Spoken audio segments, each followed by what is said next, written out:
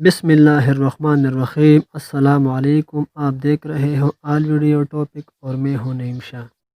آپ کے بچے آپ سے پوچھے یا نہ پوچھے مگر آپ انہیں یہ ضرور بتایا کیجیے کہ ہم فلسطینیوں سے اس لیے پیار کرتے ہیں۔ آج میں آپ دوستوں کو فلسطین کے بارے میں 26 ایسے حقائق بتانے والا ہوں جو شاید بہت دوستوں کو پتہ ہو اور بہت دوستوں کو پتہ نہ ہو۔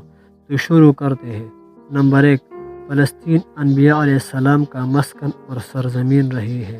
نمبر 2، حضرت ابراہیم علیہ السلام نے فلسطین کی طرف ہجرت فرمائی۔ نمبر 3، اللہ تبارک و تعالی حضرت لوط علیہ السلام کو اس عذاب سے نجات دی جو ان کی قوم پر اسی جگہ نازل ہوا تھا۔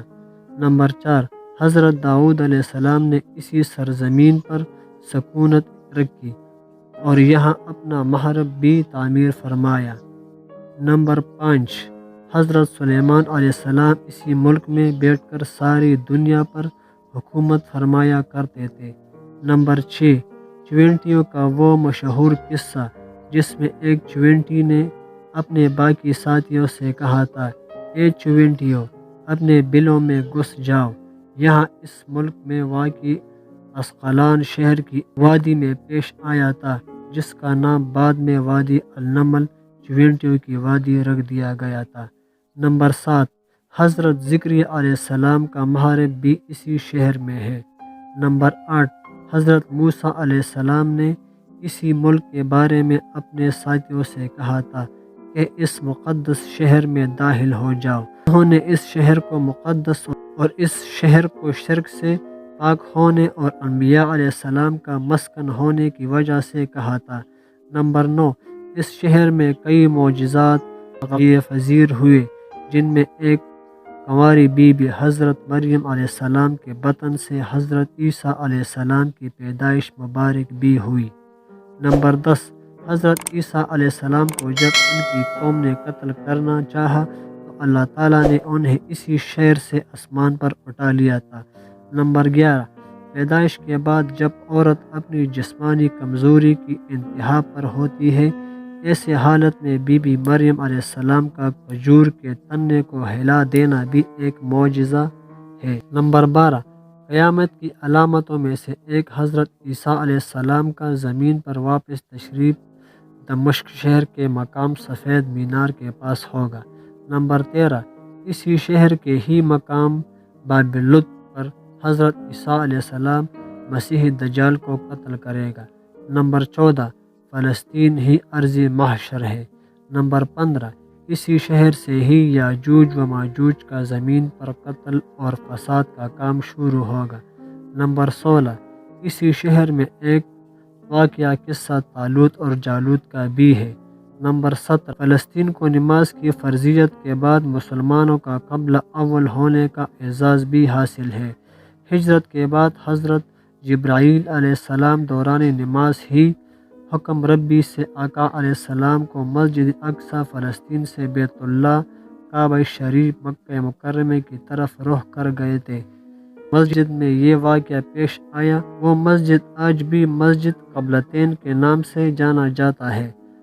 حضرت محمد صلی اللہ علیہ وآلہ وسلم معراج کی رات آسمان پر لے جانے سے پہلے مکہ مکرمہ سے یہاں بیت المقدس فلسطین لائے گئے تھے۔ نمبر 19، سرکار دو عالم حضرت محمد صلی اللہ علیہ وآلہ وسلم کی امامتی میں انبیاء علیہ السلام نے یہاں نماز ادا فرمائی۔ اس طرح فلسطین ایک بار پھر سارے انبیاء کرام کا مسکن بن گیا۔ نمبر 20، سیدنا ابو ذر رضی اللہ تعالیٰ عنہ کہتے ہیں کہ میں نے رسول اللہ علیہ وآلہ وسلم عرض کیا کہ زمین پر سب سے پہلی مسجد کون سی ہے؟ تو آپ صلی اللہ علیہ وآلہ وسلم نے فرمایا کہ مسجد الحرم یعنی خانہ کعبہ۔ میں نے عرض کیا کہ پھر کون سی مسجد بنائی گئی؟ تو آپ صلی اللہ علیہ وآلہ وسلم نے فرمایا کہ مسجد الاقصی یعنی بیت المقدس۔ میں نے پھر عرض کیا کہ ان دونوں کے درمیان کتنا فاصلہ تھا؟ تو آپ صلی اللہ علیہ وآلہ وسلم نے فرمایا کہ 40 برس کا، اور تو جہاں بھی نماز کا وقت پالے وہاں نماز ادا کر لے، بس وہ مسجد ہی ہے۔ نمبر 21، مثال حضرت محمد صلی اللہ علیہ وآلہ وسلم کے بعد حضرت ابوبکر رضی اللہ تعالیٰ عنہ کو ارتداد کے فتنہ اور دیگر کئی مشکل سے نمٹنے، عسکری اور افرادی قوت کی اشد ضرورت کے باوجود بھی ارض شام فلسطین کی طرف آپ صلی اللہ علیہ وآلہ وسلم کا تیار کر لشکر بھیجنا بھی ایک ناقابل فراموش حقیقت ہے۔ نمبر 22، اسلام کے سنہرے دور فاروقی میں دنیا بھر کی فتوحات کو چھوڑ کر محض فلسطین کی فتح کے لیے خود سیدنا عمر رضی اللہ تعالیٰ عنہ کا چل کر جانا اور وہاں پر جا کر نماز ادا کرنا اسی شہر کی عظمت کو اجاگر کرتا ہے۔ نمبر 23، دوسری بار فلسطین کو فتح کرنا بروز جمعہ 27 رجب 583 ہجری کو صلاح الدین ایوبی کے ہاتھوں اس شہر کا دوبارہ فتح ہونا بھی ایک نشانی ہے۔ نمبر 24، بیت المقدس کا نام قرآن مجید سے پہلے تک ہوا کرتا تھا، قرآن نازل ہوا تو اس کا نام مسجد اقصی رکھا گیا۔ قدس اس شہر کی اس تقدیس کی وجہ سے ہے جو اسے دوسرے شہروں سے ممتاز کرتی ہے۔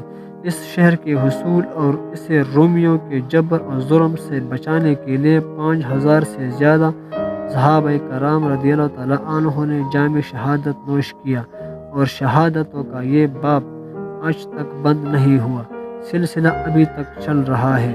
یہ شہر اس طرح شہیدوں کا شہر ہے۔ نمبر 25، مسجد اقصی اور بلاد شام کی اہمیت بالکل حرمین شریفین جیسے ہی ہے۔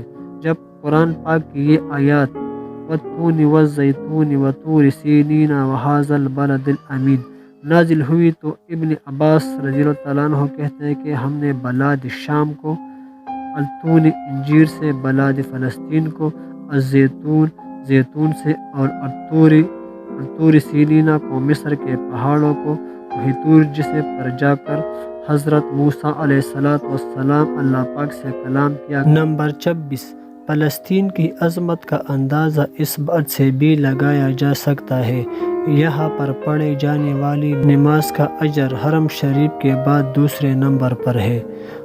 اگر آپ کو ویڈیو اچھی لگی ہو تو چینل کو سبسکرائب کریں اور بیل کے بٹن کو ضرور دبائیں، کیونکہ اس طرح کے معلوماتی ویڈیو کی نوٹیفیکیشن آپ کو ملتی رہے۔ شکریہ، والسلام۔